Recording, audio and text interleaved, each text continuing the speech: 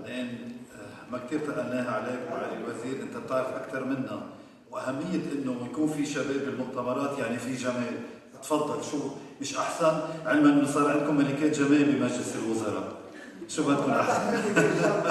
عندنا ملكه جمال كثير مهمه اليوم. نحن ريتا حكيم هي ملكه جمال لبنان المغترب السابقه ومشاركه في التصفيات النهائيه لملكه جمال الكون كندا. كرست جزءا كبيرا من حياتها للترويج لجمال لبنان وتعزيز ثقافته بين المغتربين اللبنانيين، وهي رائدة ناشطة في مجتمعها المحلي والدولي.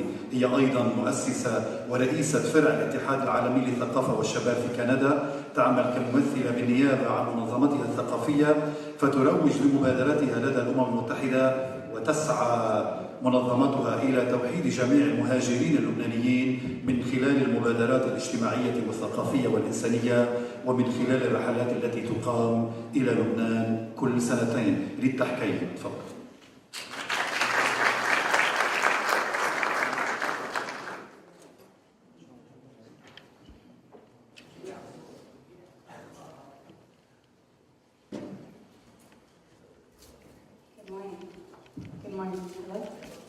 Good morning, everyone. Can everyone hear me? So, no pressure on the first person. And I wanted to first thank the NGO, Rethinking Lebanon, for inviting me all the way from Canada here to come speak with you, Jihad Houkayem. And I would like to thank the Minister of Tourism for enabling the young people, creating a platform for them to speak about the importance of tourism and how all of you are able to empower that. So, let me start. I am among the 15 to 20 million Lebanese descendants. I'm part of that statistic. And I'm also part of the people that were born abroad that are really attached to Lebanon. So I was born and raised in Canada, and I lived there my whole life. I only started coming to Lebanon recently. But the way my parents explained Lebanon to me was this beautiful, romanticized place that I always dreamed of visiting. And I am not only the only person that's lived this way. There are actually thousands of Lebanese expats that really put Lebanon on a pedestal. They were born abroad, they were raised abroad, but for them, Lebanon is this wonderful, enchanting place. So this is how I was raised.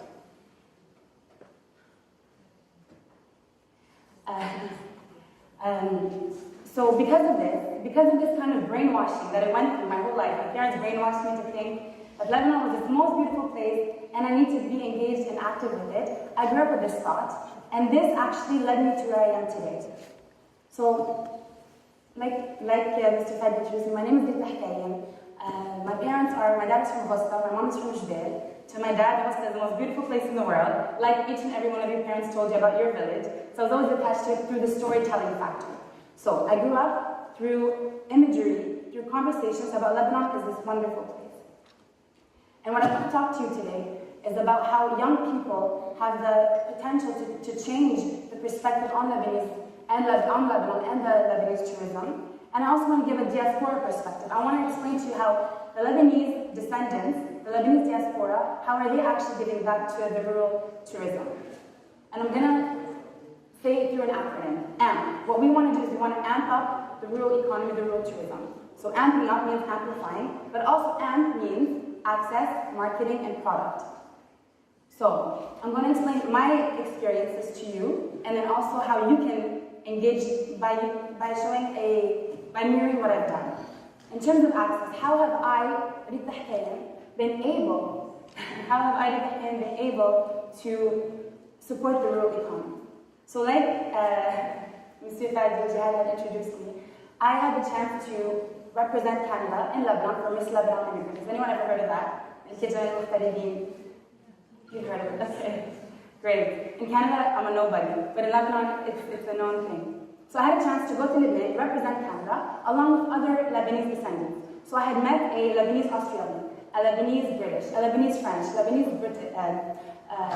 South African. We're all over the place. Lebanese are actually in every corner of the world. It's mind-blowing. And they are so proud to be Lebanese. So we all were misses.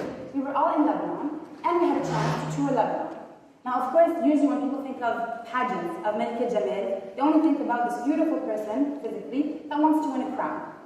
That's actually not the case for pageants. It's an opportunity for you to discover either your country or for you to have a platform with a purpose. The last thing is about the external beauty, and that is so easy to be externally beautiful. So we were all together, and I had the chance to win this Lebanon movement. And that was kind of the least thing that I wanted. The crown, it's in my house, it does nothing to me. What I want was the opportunity to discover Lebanon. They put us 10 days into the Shwir, and they took us all over the world. I felt like I was going all over the world. They took us all over Lebanon, all the different points of Lebanon, from the biggest cities, Beirut, Jbel, Tabriz, to the most cute little villages, and they were telling us a deep history about these places, and we were obviously so excited and interacting with the locals, and this allowed us to spark our minds about how beautiful Lebanon is, the way they were showcasing it to us. I wasn't seeing all the issues and the corruption and the problems. I was seeing Lebanon at its brightest light. And that was really good. And that empowered me to realize that Lebanon has so much beauty. And to be honest, every country has problems. I come from Canada, and also Canada is, for me, one of the best countries to live in, but also has its issues. Every country has its issue. And despite being born and raised in Canada, after this pageant, I decided to live in Lebanon. I was like, you know what? Lebanon is so great. Everyone thought I was crazy. Everyone that was living in Lebanon was like, Vicky Sheesh, Vicky Giras, you're from Canada. Why are you coming to Lebanon? But for me, I saw so much potential, so much beauty. And Canada, it's a part of me. I work for the Canadian government. It's who I am. I represent it so proudly. But it's doing so well. It's so great. I don't feel sometimes that I have that much purpose with the Canadian government. I do great work for it. I serve the interests of the people. But Lebanon, I felt like there was so much work to do with it. I felt useful. I felt purposeful. You can graduate, finish your studies, and say, I want an easy, peaceful life, but it can get boring sometimes. I've traveled the world, and I've seen a lot of things, and I always realized I actually like when there's disruption and issues because it gives me a purpose to give back. So, this is one, don't ever point issues because you might break that. Okay, this is now. And so this is one perspective of how I was able to access the Lebanese tourism through this program called Miss Lebanon Movement. I'm not telling you all join a pageant, I'm not telling you that, but this is just an idea, and I'll explain to you what I mean afterwards.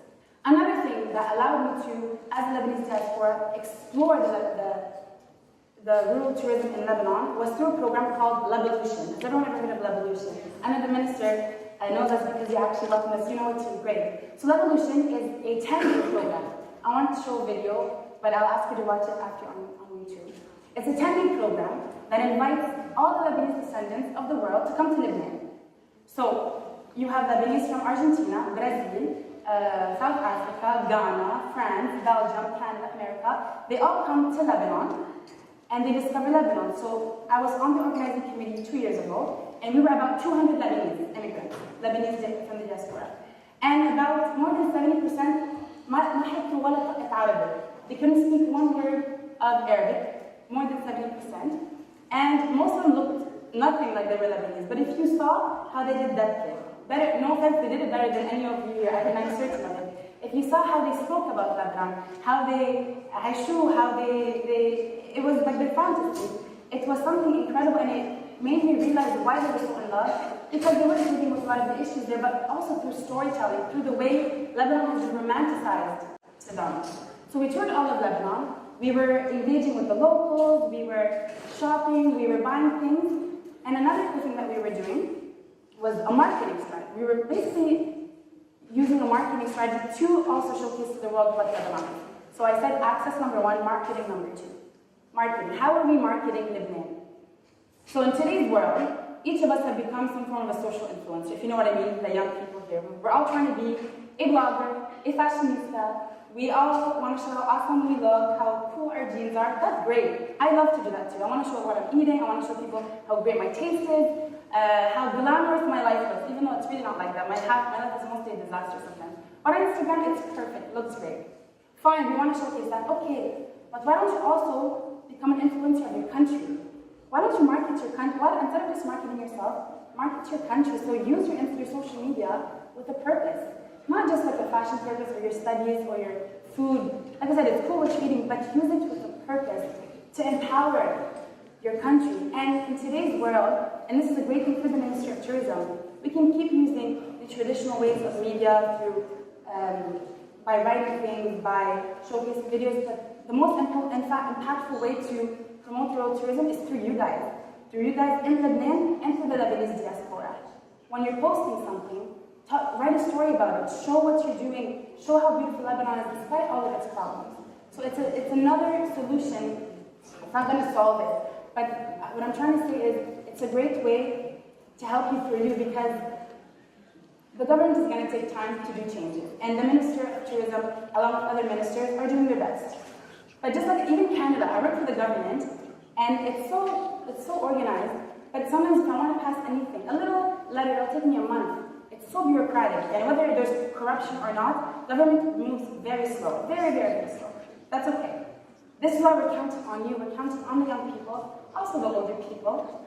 They all know now how to use social media because of their kids and their interest to it. So we're counting on young people, we're counting on NGOs, civil society, to be able to come together and be able to develop this side through the way I said in terms of marketing. And lastly, through my experience, in terms of product, so I said access, marketing, product. How has the diaspora been able to engage in supporting the rural tourism? I'll give you two case stories. One of the case stories is the fact that I got to know a company called Kulluna. Has anyone ever heard of Kulluna box? You heard of it? Okay, great. Have you bought anything from them? Kulluna, have you bought a box yet? No, until we have travelers in Lebanon, we give them. Okay, awesome. So what is the Kulluna box? So I happen to be a brand ambassador. So they asked me a few times to promote what this is. Kulluna box was created by Lebanese expats, and they wanted to do something for Lebanon. What they created was this box filled with Lebanese goodies. And this box, you can order it, and it can come on a monthly basis, or it can be ordered by demand. And each box has different themes. So it's like an online store, and you can select this box. So there's the Subhiyya box, there's the Ayed box. So Subhiyya is like the morning box. Ayed box is the festivities box. And whatever box you order, let's say I order the Subhiyya box from this platform, I get it within a few weeks. And this Subhiyya box will be different items that came from local artisans and local companies, whatever is related to that Subhiyya box will be found in this box. So what I'm doing is I'm getting connected to Lebanon through these little items, but I'm also supporting the local market through by purchasing this thing. And the cool thing is, because it's a social enterprise, Kulluna, small proceeds from whatever is bought goes to a specific NGO every month. So this is an idea of how the Lebanese diaspora is trying to give back to Lebanon, how they're supporting the rural economy by not even being in Lebanon, by buying Lebanese. That's also another thing in terms of products. You need to be supporting your local artisan. Someone was telling me, of course we all love brand names, but if you want Lebanese producers to stay alive and happy, you need to buy Lebanese. Buy from home. This is how we be able to create sustainability in the country. And another thing I want to also say in terms of product is, then I won't say that. I'll move to the call for action because you have. And then you can ask me questions after. So, call to action. I think all these things that we are doing, how can you, I'm sure your wheels are rolling, how can you be more engaged and more active? So I said that I did the cool Miss Lebanon thing, great, that was fun. You can do that too if you'd like to. I joined an organization where we invited young people to Miss Lebanon, great. What can you do to mirror that? Create something. Join an organization. Be active. We need a mentality shift in Lebanon. A lot of you guys, most of you, there's so much hope in you. I have hope in Lebanon because of you. And because of you, you need to move. You cannot be listening to what is being said all the time. شو بدك بالبلد, انسى, بهاجر, we're not from this country, leave, there's no hope. You keep listening to that, it becomes your reality. And sometimes when I was living here for I kept hearing that and it got to me, I was like, oh, what am I doing here? Why am I wasting my time? It does get to you. It becomes these affirmations. We always talk about positive affirmations, always tell yourself positive thoughts. If you're always telling yourself these negative thoughts, even though they are a reality, don't be delusional. If you keep saying things, you will never want to say. So you need to also have a mentality shift, and you realize that you are part of the solution, and you are the solution. So join your organization. If your organization does not exist, create one. Lebanese are known to be the most entrepreneurial people in the world, the greatest at networking, the greatest at being resilient. You have all these skills, it's in our DNA. Know it or not, it's in your DNA. So use all of those skills to be able to create something for Lebanon. I'm almost done.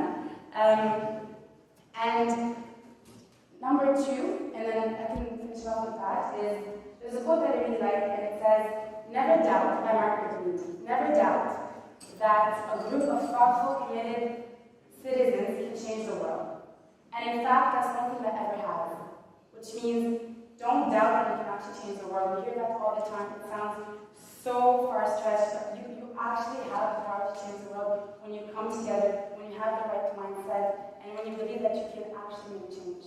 So I'll almost end with that. And lastly, there's a statistic that I love, and I always say it all the time when people say, forget it, it's impossible because everyone thinks this way.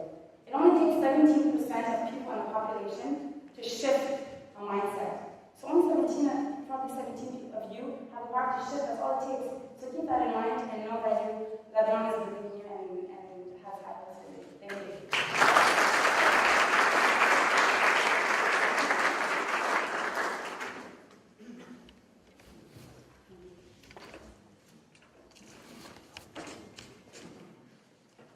الأسئلة من بعض